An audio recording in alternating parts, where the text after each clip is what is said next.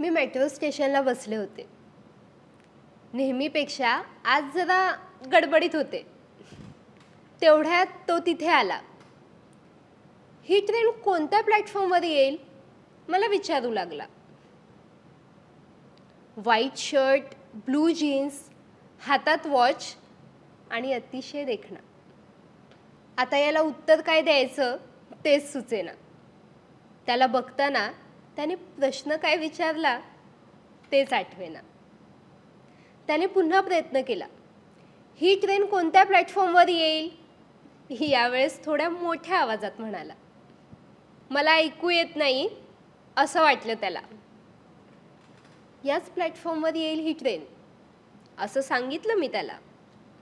खांद्यावरची bag नीट करत thank you म्हणाला मला.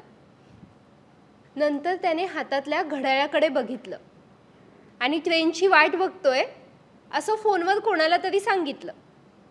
ट्रेनला अजून 2 मिनिटं होती. माझी नजर राहून राहून त्याच्याकडेच जात होती. फोनवर काहीतरी करत होता तो.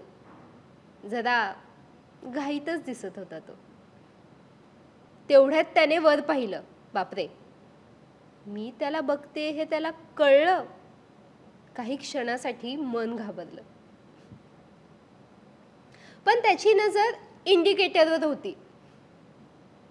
तेवढ्यात ट्रेन प्लॅटफॉर्मवर आली होती. तो पटकन ट्रेनमध्ये चढला आणि थोडं आत जाऊन पुन्हा मागे वळला. यावेळेस त्याची नजर माझ्याकडेच होती. आता याला काय म्हणायचं असेल मला ती भीती. तो हळूच म्हणाला थँक्यू आणि मी फक्त हसले. ती ट्रेनही गेली आणि तोही गेला. पण तो क्षण आयुष्यभरासाठी मनात साठवून राहिला. तो क्षण आयुष्यभरासाठी मनात साठवून राहिला.